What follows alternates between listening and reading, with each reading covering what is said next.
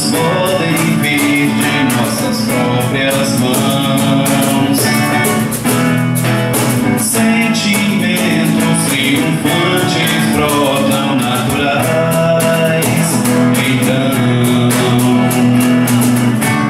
vou por dentro me preparar pra sem rebeldia aceitar. Invencível expande o amor em fraternidade.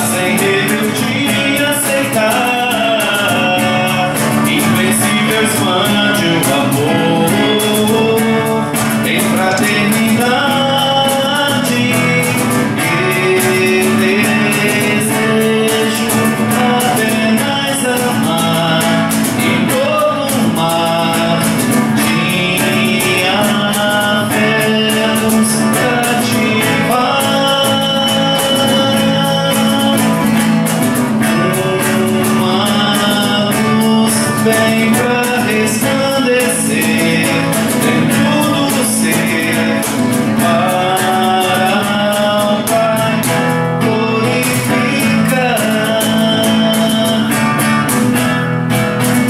Amar é mais dar que receber amor, deixar fluir a força divina em nós. Amar é mais dar que receber amor, deixar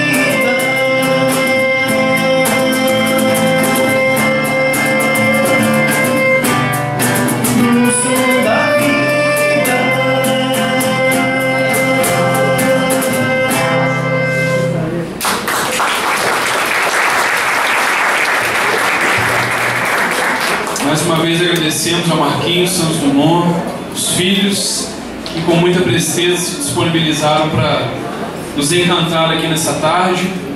Marquinho coordena, junto com toda a família, as atividades do Ceifa, em Santos Dumont.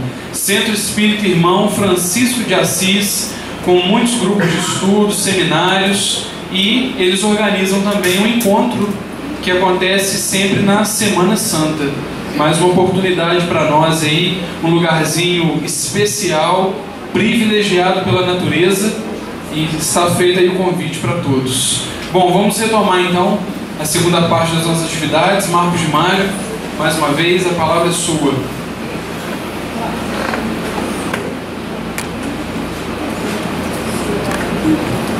Pessoal, lembro que aqueles que ainda não assinaram o livro de presença, que o façam, porque no final nós teremos o sorteio de alguns livros do Marcos e a nossa referência é exatamente as assinaturas lá, ok? Então, se você ainda não assinou, deixe seu autógrafo lá, eu vou assinar agora.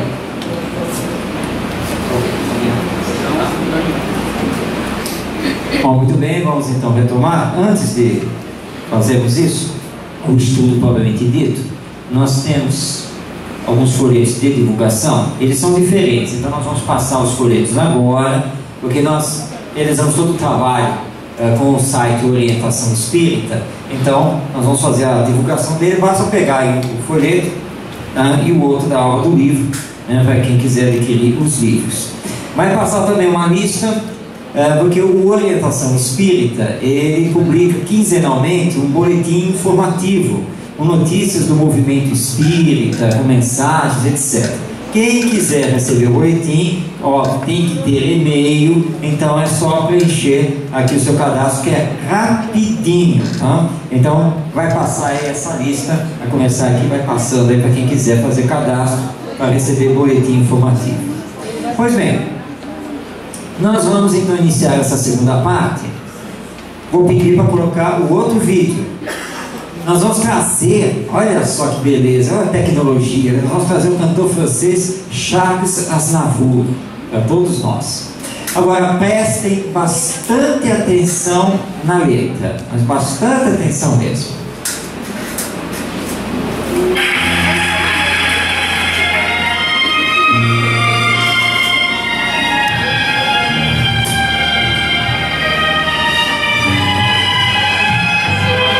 Hier encore, j'avais 20 ans, caressais le temps,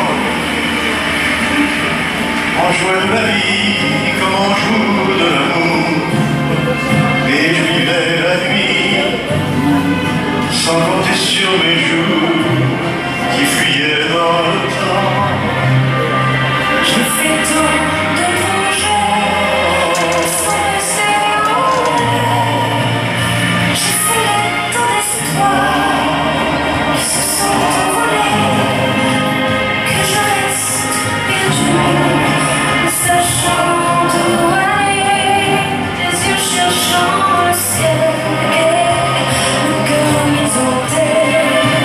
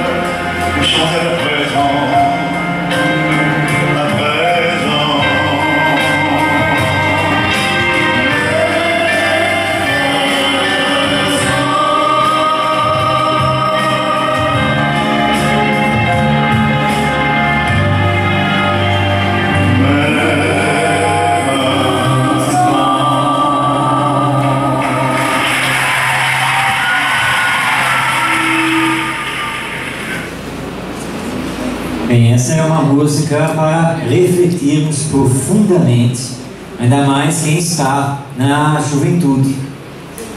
Não nos precipitemos nas nossas escolhas, pensemos. O tempo passa e nessa encarnação não tem como voltar atrás.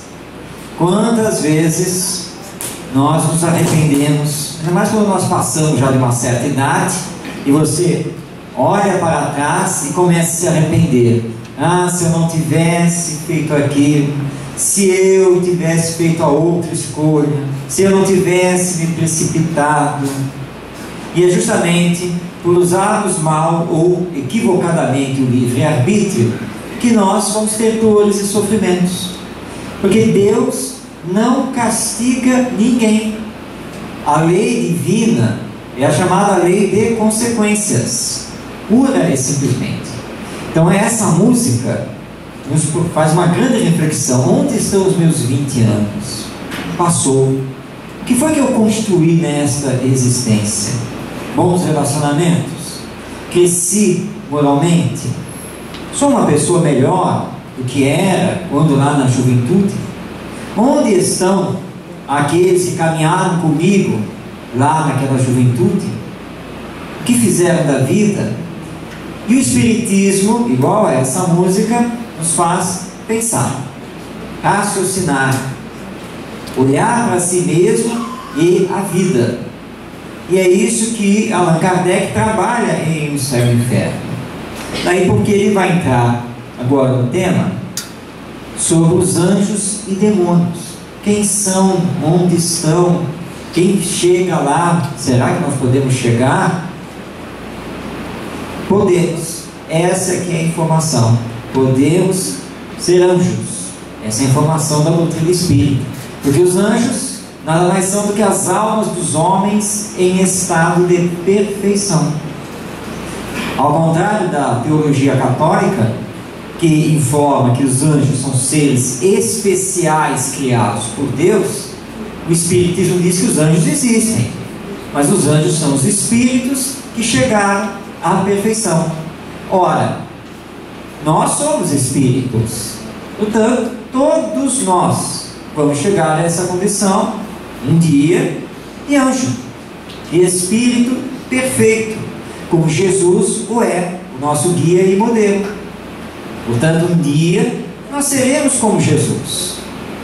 É o nosso fanal, nós vamos chegar lá, é o nosso destino. Não há como fugir. Mas esse destino pode ser retardado, porque podemos colocar obstáculos à marcha do progresso. Mas o progresso se fará sempre. Por isso, então, Allan Kardec informa que os anjos são, pois, as almas dos homens chegados ao grau de perfeição que a criatura comporta. Porque se não fosse assim, Deus teria criado privilégios, seres privilegiados, e nós poderíamos questioná-lo: Senhor, por que o fulano, o Senhor já o criou como um anjo, e o Senhor criou como um simples terráqueo, e ainda tendo que viver em Leopoldina com esse calor? É uma arguição justa com Deus, né? Qual foi o seu critério? Então aí nós estaríamos diante de injustiça. Mas não existe injustiça, porque Deus é justo. Então, os anjos, chamados anjos da guarda, todos esses que nós consideramos como anjos, chegaram aí, não por classificação nossa, e essa classificação é imperfeita. Ele chega pelos esforços que faz para o mais rapidamente possível alcançar a perfeição.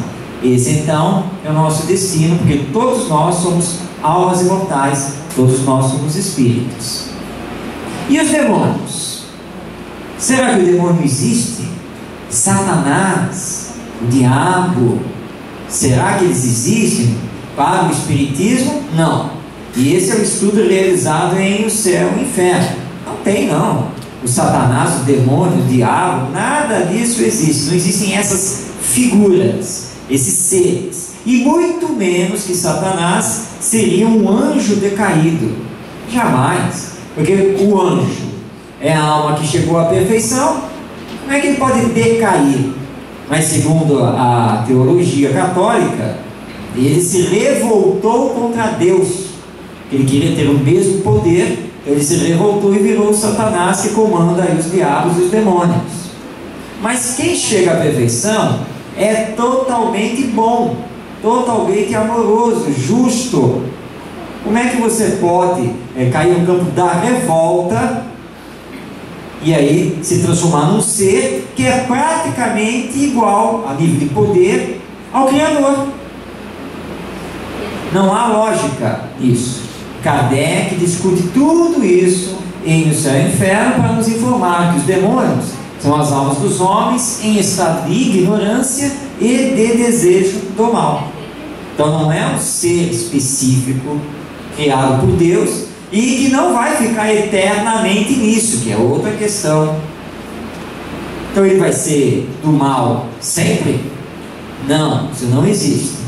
Neste momento que ele está aí praticando o mal, é que ele ignora a lei divina, ou não a entende, não a compreende devidamente, e ele ainda deseja o mal do seu próximo, muitas vezes para fazer justiça, como diz os espíritos nas reuniões de desobsessão.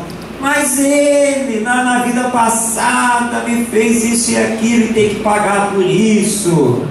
Então, ele não compreende a situação dele enquanto vingador, mas sim enquanto aquela pessoa que está promovendo a justiça, porque a tal justiça divina aparentemente não funcionou, mas está funcionando. Deus não coloca sobre os nossos ombros um fardo mais pesado que aquele que nós podemos carregar, e sempre nos dá a oportunidade da reparação. Então você se arrepende, você expia, porque sempre vem um sofrimento, e começa então a reparar. E Deus usa um instrumento chamado tempo. Com o tempo, a pessoa vai se refazendo e vai chegar lá. O outro tem que compreender a necessidade do perdão e de que a lei divina está funcionando, sim. Então nós não temos que pegar a justiça com as nossas mãos. Então, palavras de Allan Kardec, segundo o Espiritismo, os demônios são espíritos imperfeitos, suscetíveis de regeneração. Todos, sem nenhuma exceção. O pior dos criminosos sobre a face da terra, ele um dia será um anjo, ou seja, um espírito perfeito, um espírito puro. Mesmo que neste momento nós não acreditemos nisso, mas é a verdade. É que hoje ele ainda não foi sensibilizado, ele não se deixou tocar pelo amor, mas vai acontecer.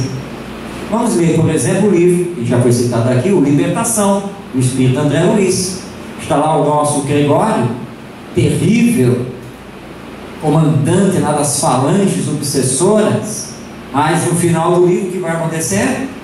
Ele é tocado no seu coração, nas fibras íntimas da alma, e se entrega, e vai se entregar justamente à mãe, que a mãe é o exemplo do amor. Então quando você toca nisso, começa a levar o espírito a pensar sobre isso, a recordar suas vidas passadas, uma hora ele começa a se entregar, porque o amor é da lei divina, é o amor que rege toda a criação. Então não condenemos ninguém, nós vamos exercer a compreensão, exercer, claro, sem nenhuma dúvida, a justiça humana, mas que precisa se aproximar cada vez mais da justiça divina, e aí ele vai responder pelo mal que fez à sociedade. Mas isso não se faz o jogando lá dentro de uma penitenciária, em que ele vai ser tratado como um animal, coisa que ele não é. E aí ele pode até piorar. Ele precisa receber cargas de amor e situações em que ele possa se regenerar, se refazer perante a sociedade humana. E essa luta tem que ser contínua com ele. Então é assim que funciona a justiça divina. E Deus é tão bom que permitiu mais essa encarnação. Olha como ele é bom, porque nós não sabemos o que fizemos no passado. Tem um grande amigo e ele tem problema de enxaqueca, de sinusite, todos os ites ele tem, tudo lá. Ele é espírita e tem umas crises terríveis, todo ano ele tem envolvido com essas crises aí, da sinusite e tudo mais. E aí ele brincando, aí eu falo com ele assim também, né? Fazer o que, né? No passado você cortou aí umas 1000 cabeças, né? Ele falou, 1000 foi pouco, que eu provavelmente trabalhei, deixa eu ver aqui, com Gengis Khan, com Átila e tal, né? Pois é a lei de consequência. Aí agora você vê, com tudo isso. Mas olha como Deus é bom. Deus viu o seu esforço em ser um homem de bem e permitiu mais uma encarnação. Claro que disse você, ó, não vai fazer bobagem, hein? Mas ó, infelizmente não tem como tirar algumas sequelas do seu passado. Então você vai com todos os itens. Se você aguentar, você vai ter o mérito de vencer a prova, que ao mesmo tempo é uma expiação. E aí quando retornar à pátria espiritual, pronto, você volta com a felicidade. Que aliás essa é a segunda parte do Céu e Inferno. E o livro é dividido em 2 partes. Na primeira são esses estudos teóricos, e na segunda parte os exemplos, ou seja, dos espíritos que vieram através das comunicações mediúnicas falar deles mesmos no mundo espiritual, e todos eles marcando essa questão das consequências. E o último capítulo é maravilhoso, que são os espíritos que sofreram expiações terrestres, ou seja, aqueles que sofreram aqui na terra, mas tiveram resignação, tiveram fé, perseverança. Todos eles afirmam que estão agora felizes no mundo espiritual, porque não murmuraram contra as provas, souberam aceitá-las, lutaram e acabaram se tornando pessoas do bem, homens e mulheres do bem, apesar de todos os problemas que tiveram que arrastar na última existência. E leiam os casos, recordem os casos para quem leu, e tem alguns ali que impressionam. Como é que aquela pessoa aguentou aquela existência toda, mas firme e forte? Ora, se ela conseguiu, por que não conseguiremos? E é assim que nós vamos sair desse estágio para alcançar o estágio de anjo. Isso é da lei. Vamos então entrar agora numa parte belíssima do Céu e Inferno, que basicamente encerra a parte teórica, que é o Código Penal da Vida Futura. Allan Kardec faz uma introdução, então nós tiramos 2 pensamentos dele, dessa introdução. O primeiro, o bem e o mal que fazemos decorrem das qualidades que possuímos. E o segundo, sendo infinita a justiça de Deus, o bem e o mal são rigorosamente considerados, não havendo uma só ação, um só pensamento mau, que não tenha consequências fatais. Como não há uma única ação meritória, um só bom movimento da alma que se perca, mesmo para os mais perversos. Por isso que constituem tais ações um começo de progresso. Então, de onde tiramos o bem e o mal? Das nossas próprias qualidades morais. Porque é fácil dizer que eu fiz o mal porque foi o obsessor que me levou a fazer isso. Eu fiz aquilo, falei aquilo, porque isso é muito fácil, porque você usa na verdade a lei da transferência. Você transfere para o obsessor, você transfere para os seus nervos. Antigamente se usava muito, mas aquela hora, olha, me deu dos nervos. Então, os nervos, o que os nervos têm a ver com a sua moralidade? Nada, absolutamente nada. Aliás, Kardec também estuda isso. É que o sangue me ferveu. Olha, se o sangue ferveu, eu sinto muito, você desencarna. E de imediato, medicina, acho que não tenho nem o que fazer. Mas o sangue não ferve. Eu que vivo lá no Rio de Janeiro sei muito bem isso, né? A sensação de 50 graus e mesmo assim o sangue não ferve. Agora, você é nervoso, precipitado, atropela, fala o que não deve, porque moralmente você não está muito bem, não. Você precisa crescer, e crescer muito realmente. E Deus é justo. bem e mal são rigorosamente considerados. E quando se fala aqui no mal, não é o mal hediondo, aquela coisa que aparece, não. Todo mal, toda ocasião de fazer o bem e que você não aproveitou, tudo é levado em conta pela lei divina. Mas também todo o bem, por mínimo que ele seja, também é levado em conta. Por isso que é uma justiça equilibrada, e da qual você não pode reclamar. Aí tem aquela história, aquele conto do Humberto de Campos através do Chico Xavier, que era o companheiro era espírita, desencarnou, teve um encontro lá com o seu benfeitor espiritual, e o benfeitor espiritual disse para ele: olha, você vai ter que reencarnar imediato, é reencarnação compulsória. E ele questionou, disse: não é possível, que história é essa? E tal, eu fui espírita e tal, né? Tá, vamos olhar a ficha, porque todos nós temos a nossa ficha individual. E aí ele olhou a ficha, aí o companheiro falou: não, mas olha só, eu, como fui espírita, sabendo que a vida continua depois da morte, eu listei todas as coisas boas que eu fiz, que é para poder comparar. Aí o benfeitor: tudo bem, então pega aí a sua lista. Ele pegou a lista. Qual é o seu primeiro item? Olha só, aqui ó, nunca briguei com um vizinho. Não é uma coisa boa? E aí o benfeitor olhou e disse: de fato, está anotado aqui, é o primeiro item, nunca brigou com um vizinho. Ah, tá vendo? Olha se eu não trago a lista. Sim, mas vírgula, porque sempre fugiu deles para não ter que prestar o favor. Ele não tinha vírgula, né? Não, então vamos ao segundo item. Olha só, número 2. Sempre, o senhor presta atenção, eu sempre me dei bem com os parentes. E cá para nós, na terra isso é um milagre, né? Aí o benfeitor olhou a ficha. De fato, é o item 2. Sempre se deu bem com os parentes, porque nunca os visitava, nem comparecia à festa de aniversário para não ter que ajudar ninguém. Quando chegou o quinto item, ele desistiu e se entregou. Realmente eu era um espírita de fachada, eu sou um verdadeiro homem de bem. A lei divina leva tudo em consideração. Qualquer movimento que nós façamos, do bem ou do mal, é levado em consideração, e portanto nós sempre recebemos de acordo com as nossas obras. Aliás, ensino do nosso Mestre Jesus: a cada um é dado segundo as suas obras.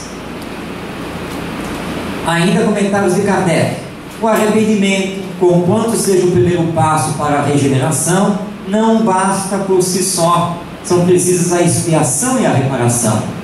O arrependimento suaviza os traços da expiação, abrindo pela esperança o caminho da reabilitação. Só a reparação, contudo, pode anular o efeito, destruindo-lhe a causa. Ou seja, não basta se dizer arrependido, é o primeiro passo. Você tem que reparar, porque o mal ele foi feito, alguém foi prejudicado, a lei divina foi ferida. Então tem que reparar, tem que consertar, tem que refazer, tem que pedir perdão a quem tiver que pedir perdão. Isso é difícil, mas é o que tem que ser feito. O arrependimento então é sempre o primeiro passo. Você se arrepende, precisa se arrepender, que é a tomada de consciência. O arrependimento não tira de você a expiação necessária, mas, como diz Allan Kardec, abre para você a esperança, para você se reabilitar. E para se reabilitar, precisa reparar. E normalmente a reparação é feita aqui na terra. Por isso Jesus nos fez o convite: reconcilia-te com teu adversário enquanto estás em caminho com ele. Não deixa para depois. Depois complica. É aqui e agora. Vai lá e pede desculpa. Vai lá e reconhece que errou. Tenta mudar a história. Se o outro não aceitar, aí passa a ser um problema do outro. Você está já fazendo a sua parte. Porque se você não fizer isso, ele desencarna e pode virar o seu obsessor. Vai levar com ele aquele desejo de vingança, aquela mágoa, aquele ressentimento, e olha o problema estabelecido. Então, reconciliação agora, reparação agora. Então, estamos aí passando por muitas tribulações, é o que merecemos, é aquilo que temos que passar por enquanto. E às vezes nós complicamos, porque diante da prova e diante da expiação, nós usamos mal o livre-arbítrio. Como uma companheira lá no centro, né? Ai, tem horas que acontecem coisas, e normalmente é sempre em família. Olha, que até do espiritismo e da fé eu duvido. Minha filha, olha só, como é que você pode falar uma coisa dessas? Porque você está com as pessoas com as quais você tem que estar. Você se queixa que elas são difíceis, e você não é. Eu não sou. Quem não é difícil? Todos nós somos, no maior ou menor grau. Agora tem que ter paciência, tolerância, compreensão, resignação, para continuar a luta. Agora você chega aqui e diz que até da fé em Deus, até do espiritismo, você agora duvida, só porque o fulano fez isso ou fez aquilo, ou as coisas não aconteceram como você queria. Mas qual é a prece que Jesus nos ensinou lá no Pai Nosso? O que é que ele falou? Seja feita a vossa vontade, não é a minha. Então nós vamos ter que seguir e aprender. Aprendeu? Conquistamos, ganhamos, e aí vamos ter lá na frente a felicidade. Um resumo do Código Penal da vida futura. Número 1. Todos os espíritos partem do mesmo ponto: simplicidade e ignorância. Deus nos criou todos iguais. Ninguém tem privilégios. Todos somos dotados do potencial, dos atributos para desenvolvermos, e vamos desenvolvendo de acordo com as nossas escolhas e com os nossos esforços. Não existe privilégio. Ah, mas por que o fulano tem tudo de bom na vida e eu me mato de trabalhar e não consigo ter nada? Isso hoje, nesta encarnação. Mas você sabe qual é o histórico das encarnações passadas? E como será lá na frente, na próxima encarnação? Ele precisa das experiências pelas quais está passando, e você precisa das experiências pelas quais está passando. Ah, mas Deus podia me dar pelo menos um dinheirinho a mais. Ele não vai dar, porque você já teve uma encarnação em que você esteve num bem bom e sabe o que você fez? Não queira saber, deixa pra lá. É por isso que você batalha, batalha, batalha, e parece que não sai do lugar. É que você está aqui encarnado para aprender humildade, previdência. Se dinheiro chegar na sua mão, já era. Então não gastem dinheiro semanalmente na loteria. Vai, guarda na poupança, que é melhor.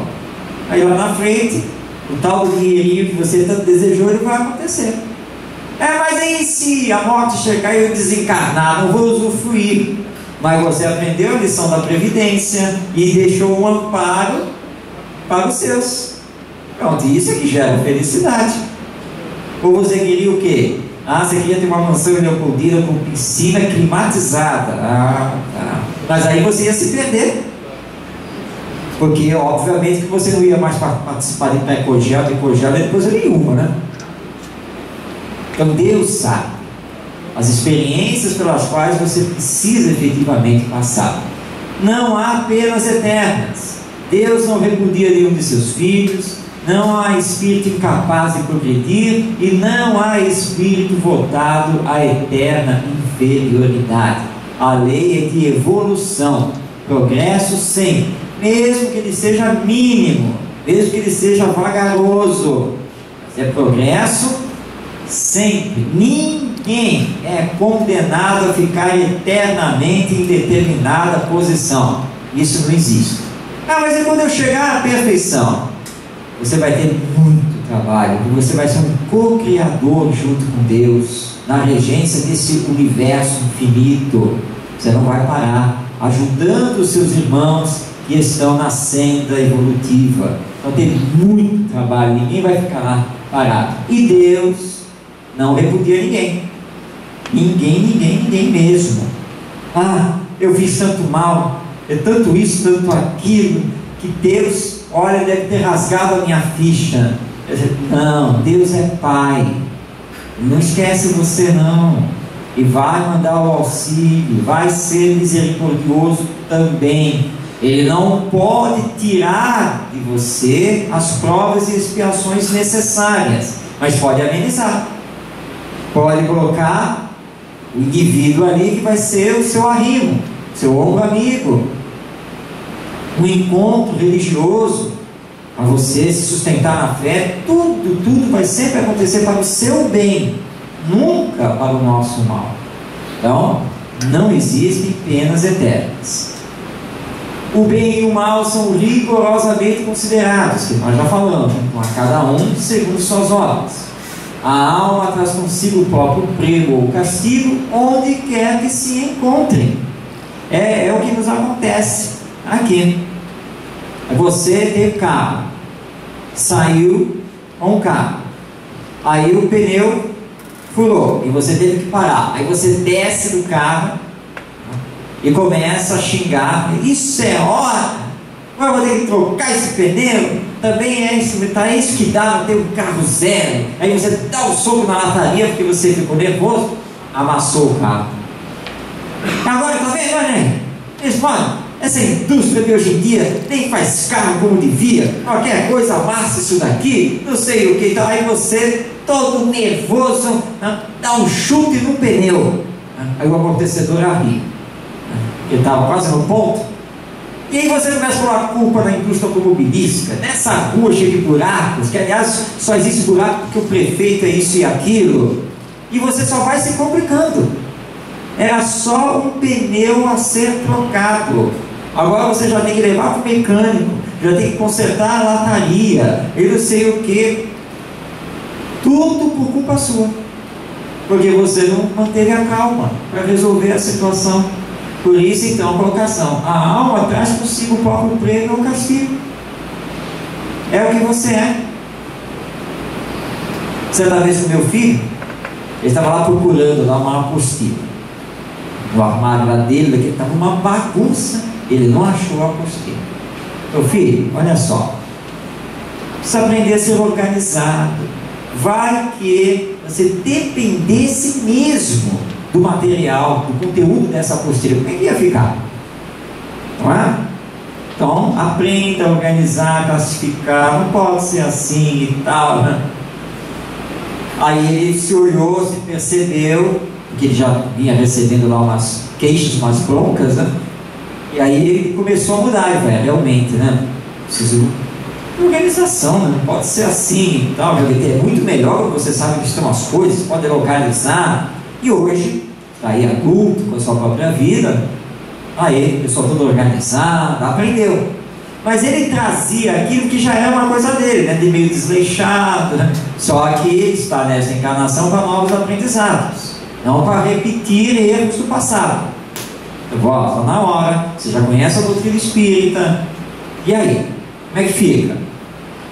Hoje, aprendeu a lição e se organizou. Então é aquilo que nós trazemos, mas se eu trago o que já é bom, é para ser mais bom ainda.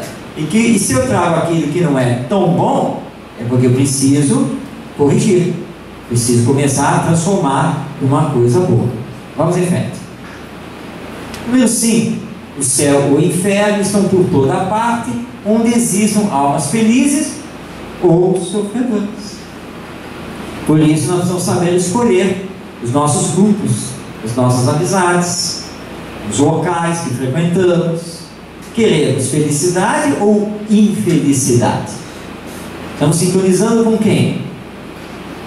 Nós nos comprazemos com que tipo de mídia, com que tipo de programa televisivo? Tudo isso nós vamos pensar, ok? Eu quero crescer, evoluir. Na Rádio Rio de Janeiro, que é uma emissora espírita, que aliás vocês podem ouvir aqui em Leopoldina pela internet, né? Só colocar rádio Rio de Janeiro.am.br.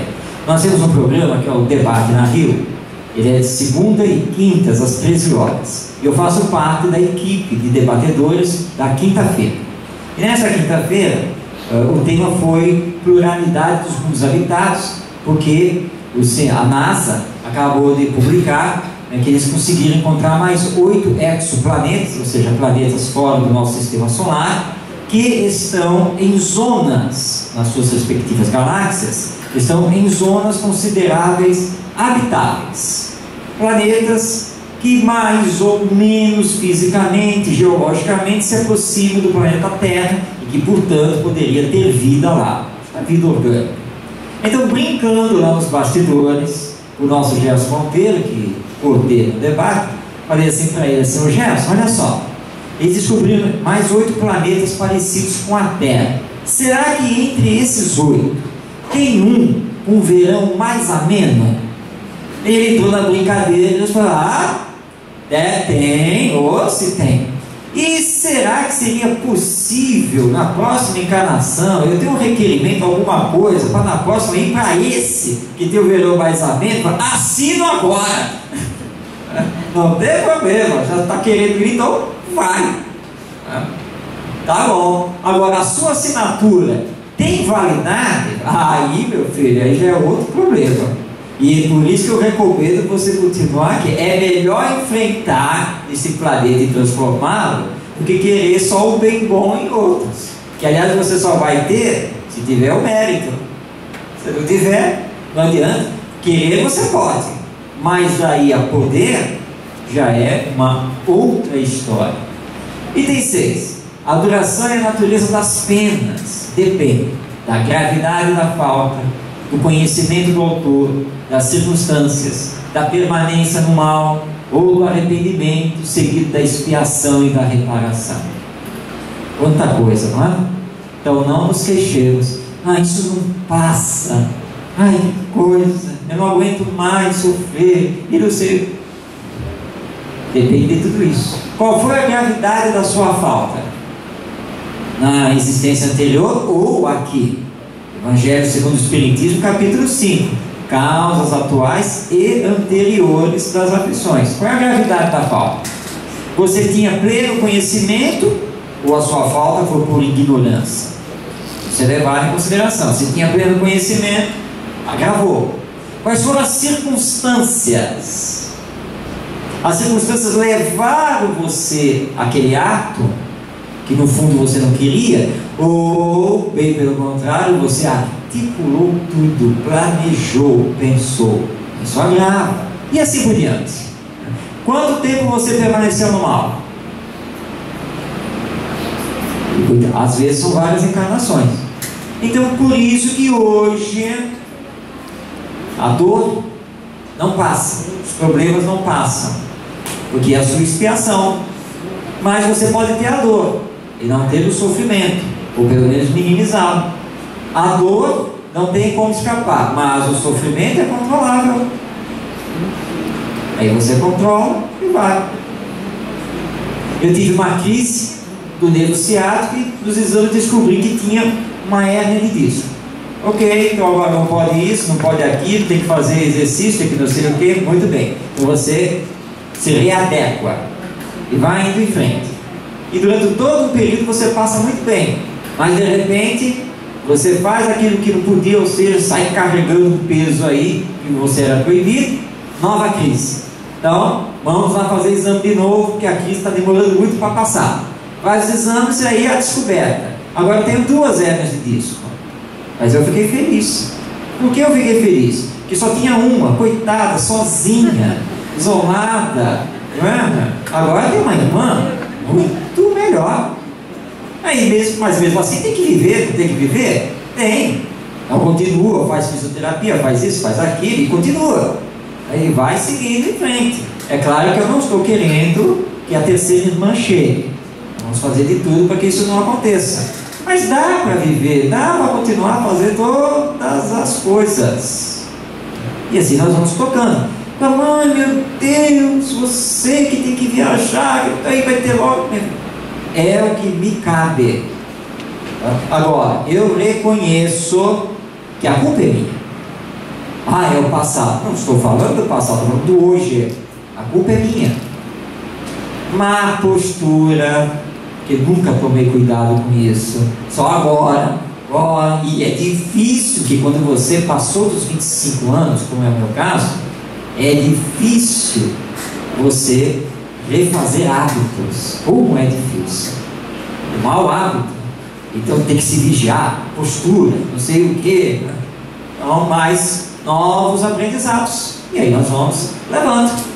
E tudo bem, e a ciência está crescendo tanto, né? Daqui a pouco ela troca a coluna, né? De uma vez só, né? Quem sabe? Vamos tocando para frente. Então a duração e a natureza das nossas penas dependem de tudo isso. Vamos lá. Número 7. Só o arrependimento não basta para pagar a falta. É preciso expiar, cumprir a pena e reparar o mal, ou seja, indenizar o Criador. Acho que já conversamos bastante, né, sobre essa questão. Arrepender, na sequência, reparar. É uma exigência da lei divina. Tem que reparar o mal. Agora, existem 1000 circunstâncias para fazer a reparação. Porque o Espiritismo não trabalha a chamada lei de talião, do olho por olho, dente por dente. Não é nada disso, não. Deus dá 1000 coisas.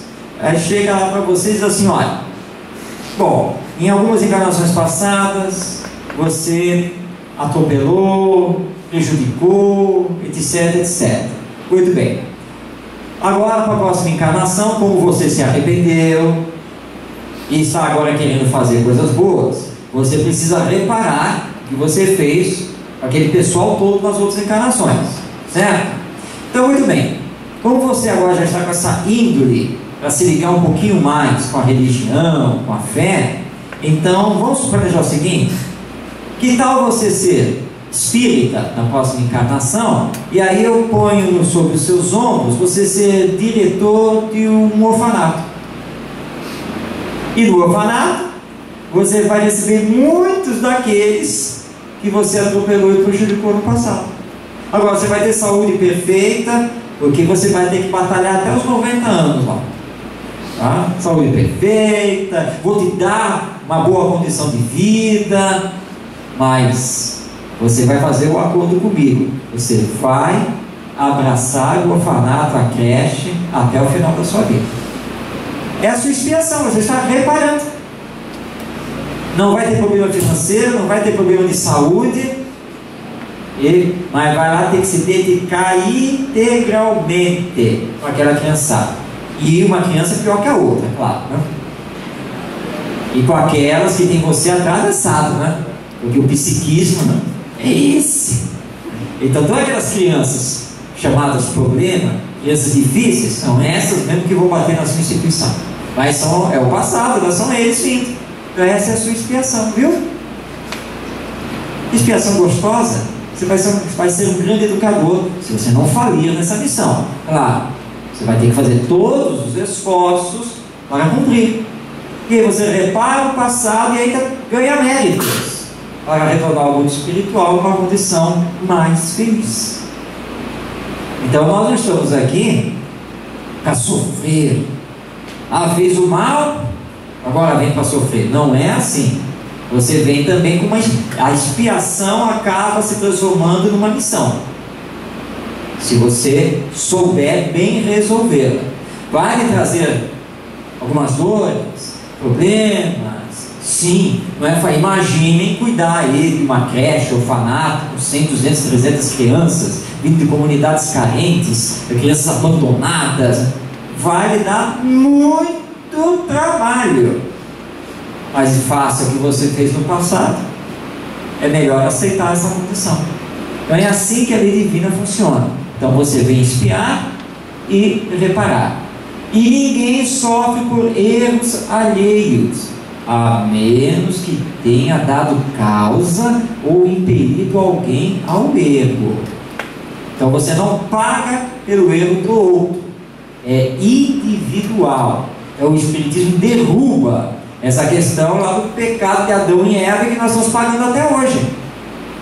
Porque não tem lógica. E se eles erraram, foram eles, duas individualidades. Por que todas as gerações estão pagando até agora? Não tem porquê. É individual. Sempre assim. Agora, cuidado.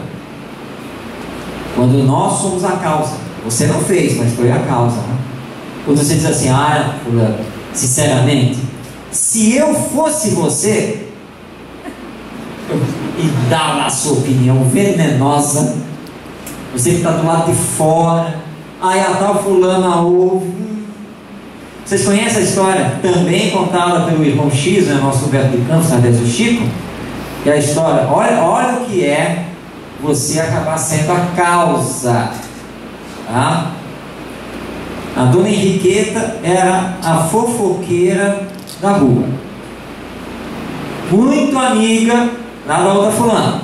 Um dia a dona Henriqueta pegou o ônibus, sentou, e aí viu que no banco da frente estava a fulana, sua amiga, vizinha da rua, e ela imediatamente aguçou os ouvidos, porque a sua amiga estava ao telefone e dizendo o seguinte: não, passa lá em casa assim hoje à tarde, porque eu não posso viver sem ele, e só você, não sei o quê.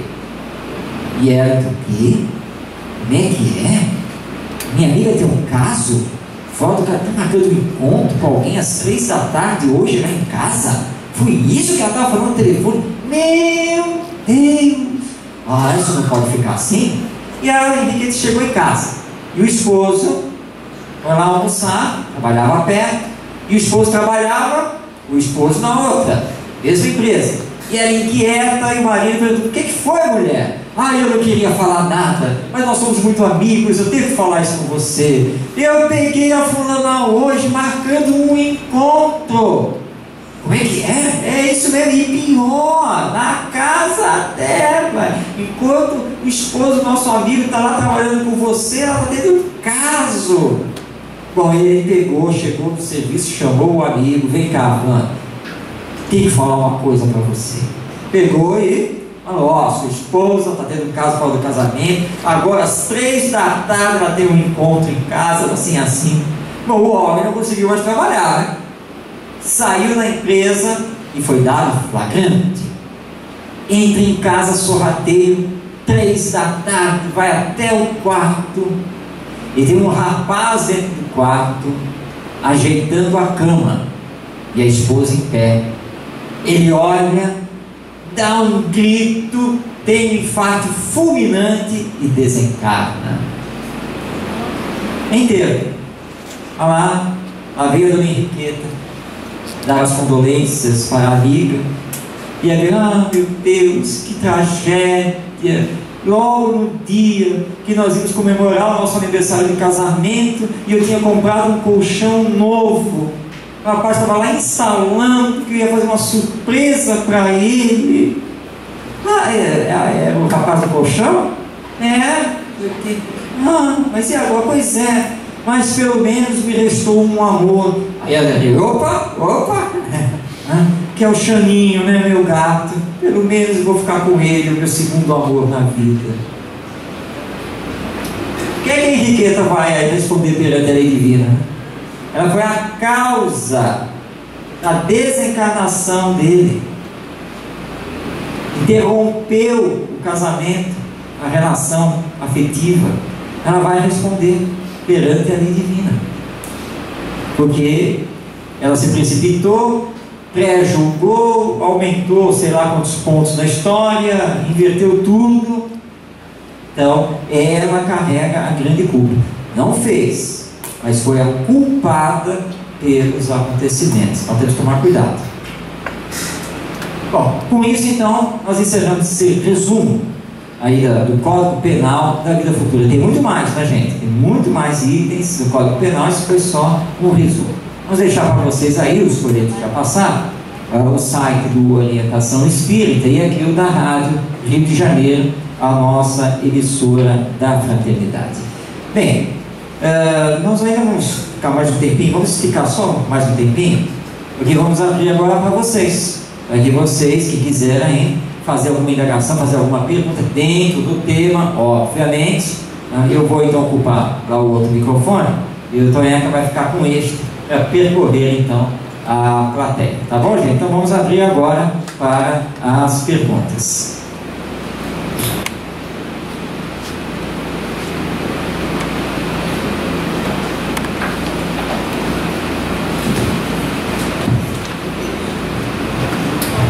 quiser fazer pergunta, eu levo o microfone, só levantar a mão. Então vamos lá, coragem.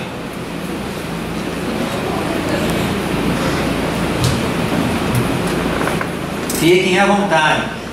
Está faltando algum esclarecimento, alguma coisa não ficou clara? Pode perguntar.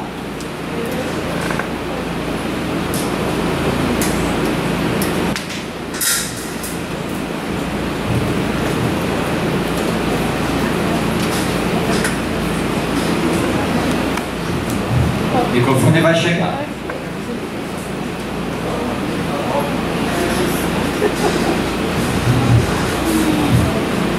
Marcos, eu queria saber a respeito do céu e do inferno, considerando-os como estados em que a gente constrói para nós, estados da alma. Queria que você falasse um pouco sobre a possibilidade de existir céu na dor e inferno no prazer. É possível a gente considerar isso? Sim, sim, é possível, claro, sem nenhuma dúvida, né? O céu na dor, claro que isso acontece, porque você está passando pela sua expiação, está passando pela sua prova, mas se você tiver resignação, crença, a fé verdadeira, apesar da situação ruim pela qual você está passando e que aparentemente só poderia gerar inferno na sua vida, não, você continua sorrindo, continua levando o seu dia a dia, sem revolta, isso é muito importante. Então você tem um céu na dor. Tanto que eu conheci lá no Rio o Amazonas Hércules, ele já desencarnou. A Amazonas teve a hanseníase, né, a antiga lepra, como era conhecida, e na época, né, recuando aí um tempo no Brasil, ele foi lá no Rio de Janeiro interno, ele foi internado da colônia de hansenianos de Curupaiti. E o Amazonas se tornou espírita, fundou o Centro Espírita Filhos de Deus dentro da colônia, se tornou amigo de meio mundo, e chegou a um ponto em que ele só andava na cadeira de rodas e tinha que ser empurrado pelos outros, não tinha mais situação. Ele perdeu os dedos das mãos, estava numa situação já bem ruim. Nós estávamos, em determinado ano, no feirão Pró Mansão do Caminho, que anualmente é realizado lá no Rio de Janeiro. E o Divaldo Franco sempre comparece, está sempre lá. E aí estava no final da tarde e o Divaldo Franco estava autografando já os livros. Então nós tínhamos feito um cercado, as pessoas davam os livros, nós levávamos até o Divaldo e o Divaldo autografava. E aí o Amazonas Hércules surgiu e chegou no evento, né? Conhecido do Divaldo, trouxeram o Amazonas, aí o Divaldo, quando viu, pediu para deixar o Amazonas Hércules entrar, ele entrou, né, levaram ele, e o Divaldo falou: fica aí do meu lado aí na mesa. Aí o Divaldo olhou para todo mundo, né, a multidão, e disse assim: gente, agora vamos mudar a partir de agora. O Amazonas Hércules chegou, então nós vamos fazer a seguinte divisão agora: quem quiser autógrafo é comigo, quem quiser esclarecimento e consolo é com o Amazonas. E o Amazonas sorrindo, já todo meio desdentado, a boca torta, e estava lá ele, atendendo, e falando, e rindo, e contou piada, né? Gente, ele estava numa dor terrível. Logo depois, passou um tempo, ele desencarnou, mas estava lá como se nada estivesse acontecendo com ele, e ainda se predispôs a atender as pessoas, que aliás ele fazia isso o tempo todo lá no Filhos de Deus. Então é o céu na dor. Aí agora também tem o contrário, né? O inferno na alegria, na felicidade. Aí você fez o maior esforço da sua vida e finalmente comprou aquela casa que você queria. Sabe aquela que tem piscina, etc, etc? Você conseguiu. Só que dá uma trabalheira cuidar da casa. É grande, limpar a piscina, e você ia os filhos levando aquele bando de amigos lá, não sei o que. Aí daqui a pouco você sai do céu e foi para o inferno. Maldita hora que eu comprei essa casa, eu não aguento mais, a minha vida virou um inferno, eu não tenho mais sossego com isso daí, eu tenho que vender essa casa, não dá. Mas na verdade você Está no céu, tá? Você está no paraíso, você está muito bem, obrigado. Você pode comprar a casa, você pode manter a casa, né? Aquela coisa toda, foi um sonho atingido. Tudo bem, estamos falando de algo material, mas é. Só que você transforma isso num verdadeiro inferno. Não consegue mais viver bem, não consegue mais dormir. Então isso acontece muito sim, porque é o nosso estado de consciência. Na dor, se você se revoltar e não souber aceitar, vira um inferno. Mas se souber aceitar, vira o céu. E o contrário também. Por isso que o Espiritismo é muito claro nisso. Tudo é uma questão de estado de consciência. Nada mais do que isso. Aí fazer que nem a nossa Sueli Calda Schubert, ela me contou a história, dei tanta risada. Lá em Juiz de Fora, ela falou que tinha um companheiro e diz assim: Dona Sueli, um dia eu terei um carro. E quando eu tiver um carro, a senhora não vai mais depender dos outros nem de condução. Eu vou sempre passar na sua casa e levá-la para o centro espírita. E ela, não precisa se preocupar com isso. E ela disse: Marcos, o tempo passou. O tempo passou. E um dia ele me chega com um fusquinha, estaciona, tá lá em casa, Dona Sueli, agora eu vou levar a senhora para o centro, consegui meu carro, não sei o quê. Oh, esse fusca é seu, é meu e tal, eu não precisava. Não, eu faço questão, que era a minha promessa. Vamos, Dona Sueli, vamos. Agora, só toma cuidado com uma coisa, tá? O que foi, meu filho? Só tem que manter os pés sempre erguidos. Por que eu tenho que manter os pés erguidos? Porque ele está sem assoalho, não tem chão. Mas só não vai se preocupar com isso, né? E a Sueli, não, eu ia me preocupar por quê? Né? Porque se eu caísse no buraco, eu ia desencarnar, voltar ao mundo espiritual, né? E ela falou que ela entrou no carro, entrei no Fusca, ele me levou, e me levou muitas outras vezes, até que um dia ele conseguiu consertar aquele assoalho, e eu brincava com ele, aquela coisa toda. O outro poderia achar: ai meu Deus, fulano chegou, ai meu Deus do céu, tinha que sair mais cedo, não saía agora. Não, e ela levava com toda a alegria, né? E parabenizava porque ele conseguiu o carro, que ele tanto sonhava, e que o carro ele ajudava lá ao centro espírita. E assim foi indo. Então tudo depende do nosso estado de consciência. Obrigado.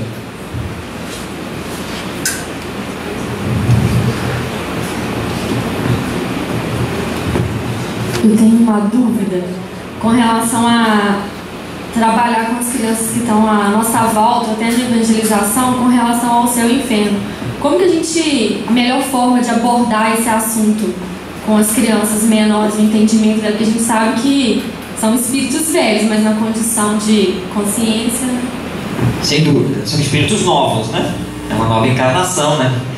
Olha só, eu vou falar aqui de forma bem geral, porque a abordagem, na verdade, ela é diversificada dependendo da faixa etária, dependendo da cultura da criança, do que o espírito já traz. Mas, de início, nós temos que respeitar os conhecimentos que ela possui sobre céu e inferno. Como é que ela vê isso? Como é que ela pensa isso? Porque, além de trazer, né, coisas do seu passado, o espírito também já está recebendo a influência da mídia, a influência da educação dos seus pais, da religião que os pais possam ter ou não tenham. Então nós precisamos observar, saber ouvir, detectar, para entender como é que eles entendem essa questão de céu e inferno, que para algumas crianças pode ser algo importante e para outras pode ser absolutamente indiferente. Então, que é o primeiro ato da educação, observar, para você conhecer a criança que está com você. E aí você lançar para ela: olha, hoje nós vamos discutir a questão do céu. Vocês sabem o que é o céu? Talvez no primeiro momento elas indiquem o céu, com as suas nuvens, o céu azul, o sol, etc. Tudo bem. Mas vamos falar do céu assim, do lugar para onde nós iríamos depois da morte. Quem já estudou sobre isso? Quem pensa alguma coisa sobre isso? Quem sabe alguma coisa sobre isso? Bem, se alguém souber, você vai partir justamente desse conhecimento, dessa ideia que este ou aquele tenha, para não impor. Ainda mais se a criança, porventura, além de frequentar a evangelização do centro espírita, também vai lá na igreja. Que aliás, isso é um caso muito comum, isso acontece muito. E nós não podemos embaralhar a cabeça da criança. Então você vai trabalhando com tato, o segundo ponto da educação, né? Observação e tato. E dialogando, vai puxando delas o entendimento e vai paulatinamente semeando o entendimento espírita, mas sem forçar as coisas. E aí você vai trabalhando, ela vai crescendo, ela vai conhecendo cada vez mais, e nesse conhecimento ela vai aplanar isso aí de céu e inferno. Agora, nós sempre temos que deixar a nossa posição espírita clara, mas sem a imposição, porque em educação nós temos que permitir que o educando elabore o próprio conhecimento, que ele elabore as próprias ideias, e não que ele receba a coisa imposta e formatada por nós. Vamos fazer pensar, que é o outro ponto da educação. Na medida que ele cresce, ele vai tendo um pensamento mais abstrato, e aí você pode começar a entrar nesse campo de fazer comparações, para ele começar a entender as diversas visões que as doutrinas religiosas e filosóficas possuem sobre essa questão da felicidade e da vida após a morte. Então, sempre respeitando a criança e caminhando com ela. E no caso da evangelização espírita, obviamente que nós vamos trabalhar os conceitos espíritas, mas sempre a respeitando. E na hora que ela duvidar, que ela achar que talvez não seja o pensamento espírita, você simplesmente lança indagações, fazendo com que ela pense: mas não seria melhor isso? E o caso assim, e deixa que ela resolva a situação com ela mesma, e que ela chegue a você para continuar o assunto. E aí nós vamos trabalhando, e se Deus quiser aí, esse espírito um dia vai chegar à conclusão: de fato a ideia espírita é a mais lógica. E se ele chegar a essa conclusão, já está excelente. Aliás, recomendo então o livro Práticas Educativas, que acaba de sair, né, em que nós trabalhamos também muito isso, como trabalhar com as crianças. Mais alguém? André.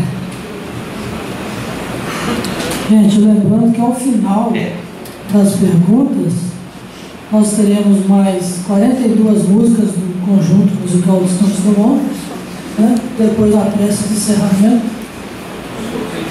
sorteio de um livro, inclusive entre os livros Práticas Educativas. Marcos, o tema morte é um tema ainda muito tabu, considerado tabu para muitas pessoas. É um tema difícil de ser tocado, principalmente em família, levando em consideração muitas vezes que nem sempre os membros da nossa família são todos espíritas ou têm um conhecimento espírita. Assim. Você considera que existe uma idade, um momento para se começar a falar disso? Estou agora tirando um pouco da evangelização. Digo, no lar mesmo e tudo, qual o momento assim, que a criança, que o educando consegue já conceber essa ideia? Existe uma idade a partir da qual se deve se falar do tema, se introduzir o tema morte? Olha só, como o tema morte está presente na vida da família, é o avô que morre, a avó que morreu, a bisa, né, enfim, né, porque a morte está presente. Não tem o tempo certo para falar de morte com os nossos filhos. É um tema presente. Agora, que nós não precisamos ficar puxando, né, e ficar aí precipitando. Ele está vendo uma má notícia, ficou sabendo que alguém morreu, o colega dele lá morreu, a vovó está muito doente, então nós vamos ter que conversar sobre essa questão e para onde ela vai. Esse é o momento. Agora, vamos adequar a linguagem e a abordagem, tanto à idade quanto ao nível de consciência dela. Às vezes a criança requer uma resposta muito simples, nada mais do que isso. A vovó está lá, né? Às portas da morte. Você tem que conversar com ele, que a vovó vai partir, certo? Aí você chega e fala: olha, a vovó está muito doente, os médicos já não podem fazer mais nada, e a vovó vai ter que voltar para Deus. Você só faz essa introdução. Aí se ele olhar para você e dizer assim: a vovó vai ficar com Deus? Vai. Então isso é bom, né? Sim, claro, ficar com Deus é sempre bom, né? Porque Deus é o nosso Pai. Então tá bom, então não tem problema. Não? Você não vai ficar preocupado se a vovó não viver mais conosco, mas ficar com Deus? Não, porque Deus é bom. Está resolvido. Você não precisa explicar mais nada. Deixa. Aí você vai dizer, não, mas isso não é verdade. Quem disse que a vovó vai ficar com Deus? Não, quem disse que não é verdade? Que todo mundo fica com Deus. Agora, não é hora de querer explicar a realidade espiritual, que a vovó pode parar do umbral, mas pode parar também no céu outro, que não sei o que. Não é hora de falar nada dessas coisas. Não é? Ao nível do seu filho, pronto, já serviu. Agora, ele cresce, claro que ele vai começar a pensar e vai elaborar outras coisas. E aí você vai aumentar o nível, né? Você vai aprofundar mais a coisa. Então, porque não existem, na verdade, assuntos tabus. Tudo depende de como nós abordamos. Sexo, antigamente, era uma coisa que não podia se falar, e onde já se viu. Mas tem que falar, ele está presente na nossa vida. Então, a morte também. Então, é sempre assim. Você adequa o que vai falar. Se ele ficou satisfeito, para. Ele faz algum questionamento, ou não aceitou muito bem isso que você falou, então nós vamos ter que continuar a conversar. Tá? E dar mais algumas explicações. Agora, não vai pensar, mas meu filho não precisa se preocupar não, tá? Porque na verdade a vovó não morre, porque a vovó é uma alma, como nós somos. E tem mais filho, porque a vovó ainda vai ter outro corpo, que ela vai viver com o corpo perispiritual. Aí ele se embaralhou a cabeça dele, né? Porque agora já entrou em considerações outras que ele nem estava pensando nisso. De repente ele está preocupado apenas como é que vai ficar. Como é que a vovó fica e como é que eles ficam. Então você adequa, vai com ele, percebeu que ele mudou de assunto, ficou satisfeito, resolveu, ok. Mas agora a vovó não está mais aqui, partiu. Bem, ele não vê mais a vovó, ele pode, por exemplo, entrar em depressão. Isso pode acontecer. Então você percebendo, opa, tem que fazer uma nova intervenção, precisa conversar de novo, né? E agora, de repente, falar mais algumas coisas para que ele possa acomodar, né, essa ausência da presença física da avó. E assim então você vai indo, vai caminhando, até ele perceber que a morte é mesmo um fenômeno natural. E dentro dele mesmo ele entender que colegas, que o pai, que a mãe, né, todos vão um dia morrer, porque isso é a história do próprio ser humano aqui na Terra. Então muito cuidado com essa coisa, não, morte, isso e aquilo, só quando ele crescer. Quando ele não crescer, nada de falar. Mas esse crescer é qual idade? Nós somos individualidades. Como é que nós vamos dizer, olha, o assunto morte só pode ser falado, deixa eu ver aqui, com 8 anos, só quando chegar aos 8 anos de idade. Bem, mas até os 8 anos morre meia dúzia na família, e aí? Como é que fica? Como é que vai fazer? Não fala? Não se conversa? Então não temos essa coisa da idade cronológica. Depende da situação e você vai adequar o seu falar, o seu ensino àquilo que ele está querendo saber e aquilo que ele pode efetivamente compreender. Bom, gente, com isso então, até porque nós já extrapolamos o horário, nós vamos parar por aqui, vamos dar o nosso encerramento, agradecendo a todos vocês e a organização da COGEL por esta oportunidade de estarmos aqui. Mais uma vez pedindo desculpas por não poder comparecer na COGEL efetivamente, como estava no primeiro planejamento. Só para explicar a situação, nós tivemos que cancelar a presença mês que vem, porque nós vamos ter mais um livro a ser lançado mês que vem, que é o livro Nunca Perca a Esperança, que é um projeto realmente de coração, e o livro vai ser lançado pela editora da Federação Espírita do Estado de Goiás, a FEEGO. E a FEEGO realiza no Carnaval o Congresso Espírita Estadual. E eles então resolveram lançar o livro no Congresso. Então eu tenho um contrato assinado, eu sou o autor da editora. Então eles entraram em contato comigo e eu respondi, olha, não vai ser possível porque eu já tenho um compromisso no Carnaval, que era a COGEL. E eles já, olha, mas acontece que o Congresso é estadual, e nós já projetamos o lançamento, vai vender não sei quantos exemplares, pode preparar as mãos aí para autografar, e aí você vai também fazer o tema aqui, não sei o que lá.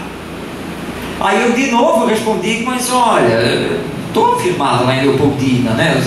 Aí a presidente da FEEG entrou em contato. Marcos, pelo amor de Deus, Marcos, não sei o que, todo o nosso planejamento, nós estamos dependendo disso, isso é importante, isso é um livro que precisa ser o quê? Tá bom, então tá bom, calma. Então tá bom. Tudo bem, a Cogel eu posso me redimir em 2016. Mas o livro não pode ficar por ano que vem, vou ser lançado assim, sem nenhuma outra promoção. Então quando eu fiz contato, olha gente, eu infelizmente sou obrigado a mudar a agenda, não tem solução, eu tenho que ir para Goiânia no carnaval para poder fazer o lançamento do livro, aquela história toda que vai acontecer. Então eu peço mil perdões a vocês por não poder comparecer este ano na Cogel, mas se Deus quiser, não, nada de colocar Deus em cima disso, né? Mas usando o livre-arbítrio, está aqui em 2016. Que Deus... Oi? Está gravado, olha só, eu devia ter pedido para esse lugar. Pois é, então gente, então agradecendo a todos, rogando a Deus abençoe a vocês, a Jesus nosso Mestre, que também sempre esteja com todos, e o movimento espírita aqui em Leopoldina e região possa crescer cada vez mais, e que a Cogel se multiplique, que vá sempre em frente, e que nós cuidemos das novas gerações, porque são elas as transformadoras do mundo, mas que dependem de nós. Então, eduquemos-nos para educarmos, e que os 150 anos de O Céu e o Inferno gravem muito profundamente a todos nós, que dediquemos este ano a estudar essa obra maravilhosa, para entendermos como funciona a justiça divina, segundo a imortalidade da alma e a reencarnação. Como diz Herculano Pires, esse nosso grande pensador espírita, o livro O Céu e o Inferno é o maior livro, é o maior compêndio de teologia da humanidade, face aos estudos que lá existem e às comunicações espirituais. Então que este ano, não apenas na Cogel, mas em todos os centros espíritas, que seja um ano dedicado a se estudar o céu e o inferno. Muito obrigado e paz em todos os corações.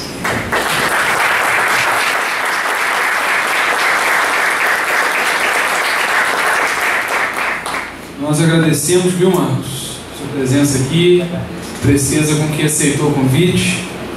E uma última participação, vou pedir para você falar alguns números aí para a gente sortear as obras de 1 a 81. Vamos lá pegar lá pelo meio, que tal 43? Emerson Matos Rocha.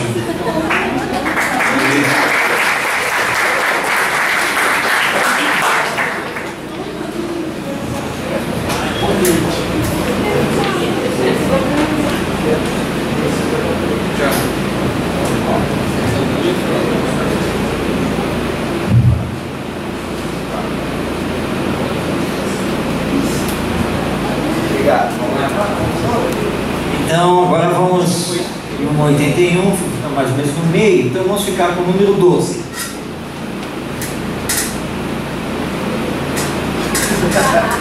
Tonhang? Eu sabia. Fala outro, é o seu. Então, 11. Rosane Dior Gomes. Rosane Gomes.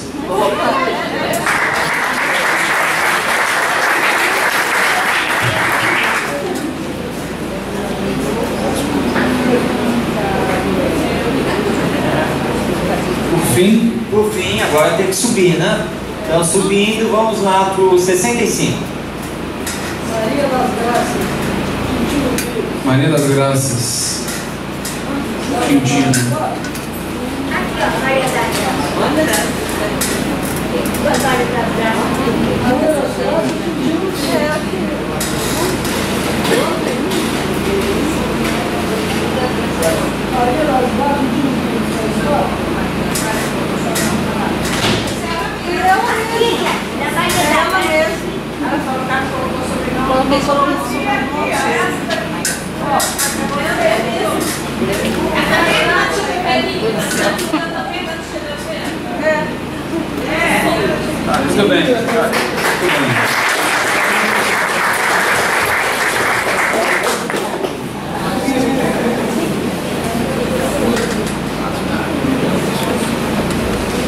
Bom, nós vamos encerrar então com o nosso amigo Marcos Montesi do Amaral e a Prole, que está acompanhando e encorpando o grupo aí. Depois vamos fazer a prece de encerramento para fecharmos o nosso evento.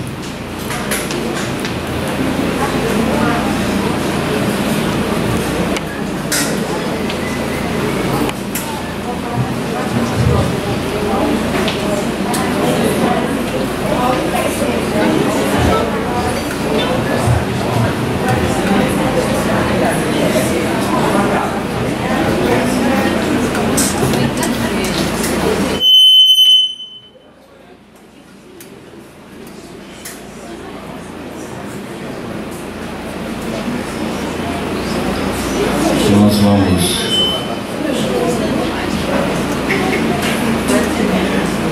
primeiro som, nos preparando já para o encerramento. Agradecer o convite a essa cidade que nós guardamos no nosso coração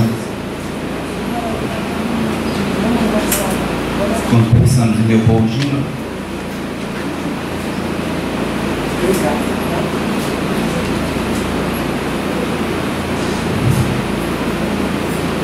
Parte da nossa vida vivida aqui intensamente com amigos muito queridos, e nós, ao recebermos o convite, nos sentimos intimados a comparecer. Tamanha nossa gratidão aos amigos daqui, em especial nossa querida Beth.